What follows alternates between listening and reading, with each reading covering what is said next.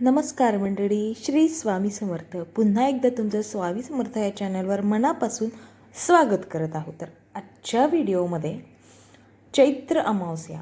तर चैत्र अमावस्या ही हिंदू धर्मात पूर्वजांनाच म्हणजेच आपल्या पितरांना, जे काही आपले पूर्वज आहेत त्यांना समर्पित असलेली एक अत्यंत महत्त्वाची तिथी आहे. ह्या दिवशी धार्मिक आणि आध्यात्मिक काही उपाय आहेत. ते उपाय केल्याने आपल्याला पितरांचा, तुमच्या पूर्वजांचा आशीर्वाद मिळतो आणि तुमच्या जीवनात जर काही समस्या असतील तर त्या समस्या दूर होतात असे मानले जाते. पितृदोष असला की तुमच्या प्रत्येक कामात अडचणी येतातच.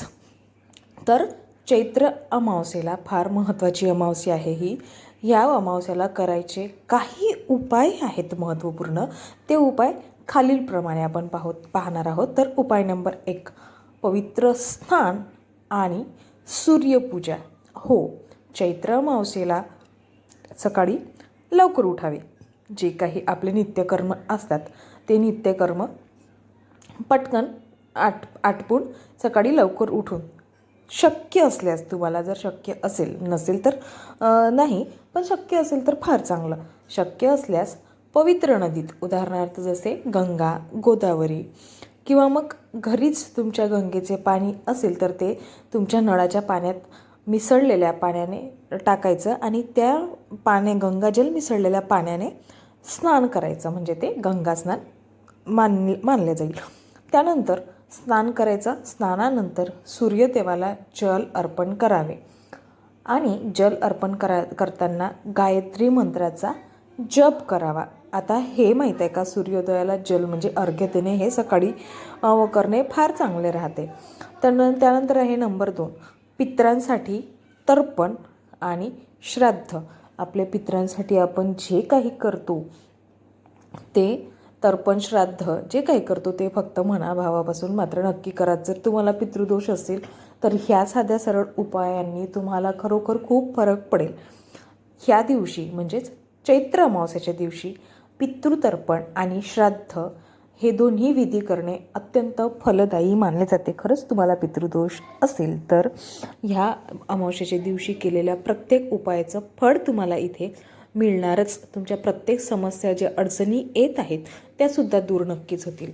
पिंपळाच्या झाडाच्या मुळाशी जल अर्पण करा आणि तुमच्या पितरांच्या शांतीसाठी प्रार्थना करा. नंतर माहीत आहे का, ह्या दिवशी ओम पितृदेवाय नमः मंत्र पुन्हा एकदा ऐका. ओम पितृदेवाय नमः ह्या मंत्राचा कमीत कमी 108 वेळा जप तरी करायचा. आता 108 म्हणजे 1 माळ. नंबर 3 आहे दान करणे. चैत्र अमावस्येला गरजूंना अन्न, वस्त्र किंवा दक्षिणा दान करावी. आता अन्न, वस्त्र, दक्षिणा जे काही तुम्ही दान कराल ते आपापल्या सोयीप्रमाणे केले तरी चालेल. त्यानंतर तुमच्या आसपास परिसरामध्ये कुठे गाय असेल तर त्या गाईला हिरवा चारा किंवा गूळ पोळी हे सुद्धा तुम्ही खाऊ घालू शकता. हे गूळ पोळी खाऊ घालणे, हिरवा चारा गाईला खाऊ घालणे हे खूप शुभ मानले जाते. ह्यामुळे तुम्हाला पितृदोष असेल तर पितृदोष कमी होण्यास फार मदत होते. आता नंबर 4वर आहे दिवा लावणे, दीपन.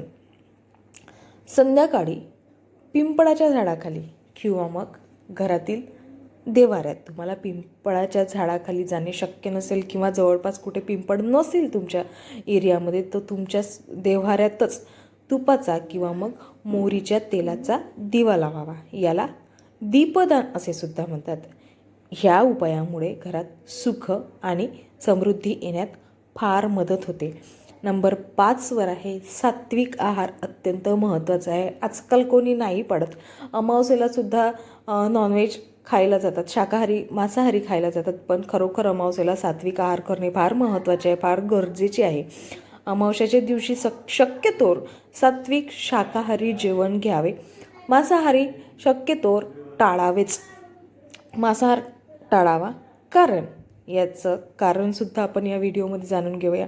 अमावस्येला मांसाहार करणे हे फार अशुभ मानले जाते, त्यामुळे मांसाहार टाळाचं तुम्ही शक्यतोवर. आता नंबर 6, आतापर्यंत व्हिडिओमध्ये आपण पाहिलेलं आहे काय करावं, अमावस्येला कोणते उपाय करावे. आता ह्या अमावस्येला म्हणजे चैत्र अमावस्येला काय करू नये हे सुद्धा आपण व्हिडिओमध्ये सविस्तर पाहूया. तेव्हा खरोखर व्हिडिओ महत्त्वाचा आहे, स्किप न करता शेवटपर्यंत नक्कीच पहा. तर अमावस्येच्या दिवशी म्हणजे चैत्र अमावस्येच्या दिवशी या घरात वादविवाद किंवा क्लेश करू नका, भांडण शक्यतोवर करू नका, याची टाळाटाळ करा. जर तुम्ही गोष्टी बोलत असाल तर कोणाबद्दलही वाईट बोलू नका किंवा मग वाईट विचारसुद्धा करू नका किंवा नकारात्मक विचारसुद्धा तुमच्या मनात आणू नये. आता सर्वात महत्त्वाची टीप, ह्या दिवशीच म्हणजे चैत्र अमावस्येच्या दिवशी केलेल्या प्रत्येक उपायामुळे पितरांच्या आत्म्याला शांती मिळून तुमच्या कुटुंबात सुख शांती लाभते. आणि अशी धार्मिक मान्यतासुद्धा आहे. तुम्हाला पितृदोष असेल तर वर दिलेल्या काही साध्या सरळ सोप्या उपाय आहेत, ते तुम्ही नक्की करून पहा. तुम्हाला फरक नक्की जाणवेल. तुमचा पितृदोष असेल तर त्यामध्ये तुम्हाला फरक नक्की जाणवेल. तुमच्या समस्या सर्व दूर होतील. आर्थिक अडचणी जर येत असतील तुम्हाला तर त्यासुद्धा हळूहळू सुटायला सुरुवात होईल. आणि तुम्हाला जास्त प्रमाणात पितृदोष असेल तर तुम्ही पितृदोषाची श्राद्धपूजा जी असते ती मात्र नक्कीच करा. व्हिडिओ तुम्ही शेवटपर्यंत बघितल्या त्यापासून खरंच तुमचे मनापासून धन्यवाद. असेच माहितीपूर्ण व्हिडिओ पाहण्यासाठी आमच्या चॅनलला सबस्क्राईब करून कमेंट बॉक्समध्ये तुम्हाला आजचे हे पितरांबद्दल चैत्र अमावस्येचे उपाय तुम्हाला कसे वाटले हे आम्हाला नक्कीच सांगा. आणि अजून तुम्हाला कोणत्या विषयावर व्हिडिओ बनवायला आमच्याकडून ऐकायला आवडेल ते सुद्धा आम्हाला कमेंट बॉक्समध्ये नक्की कळवा. श्री स्वामी